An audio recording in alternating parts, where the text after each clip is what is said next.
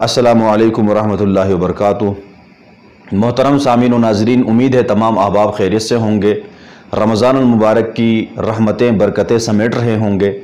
روزے کی حالت میں بہت سی چیزیں ایسی ہیں جن کے کرنے سے لوگ سمجھتے ہیں ہمارا روزہ ٹوٹ گیا ہے یا روزہ مکروہ ہوا ہے، تو بہت سی وہ چیزیں ہیں جن کے کرنے سے روزہ کی صحت پر کوئی اثر نہیں پڑتا ہے، تو آج انہی کا ہم تذکرہ کریں گے۔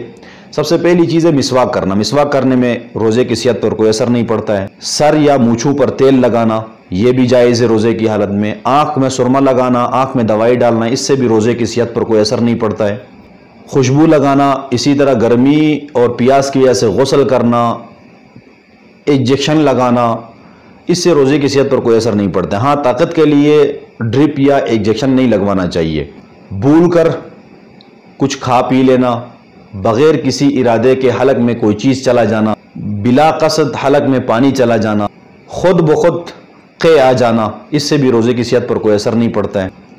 سوتے ہوئے احتلام ہو جانا، دانتوں سے خون نکلے اور خون نکلے لیکن حلق کے اندر نہ جائے، تو اس سے بھی روزے کی صحت پر کوئی اثر نہیں پڑتا ہے۔ اسی طرح خواب میں غسل واجب ہو جائے یا حالت بیداری میں اپنی بیوی سے ہم بستری کرے اور غسل واجب ہو جائے رات کو، اور پھر سحری کر لے، سحری کے بعد یعنی جنابت ہی کی حالت میں روزے میں داخل ہو جائے، روزہ نیت کر لے، صبح صادق طلوع ہو جائے، تو اس سے بھی روزے کی صحت پر کوئی اثر نہیں پڑتا ہے۔ آپ غسل بعد میں بھی کر سکتے ہیں، اس میں کوئی حرج نہیں ہے۔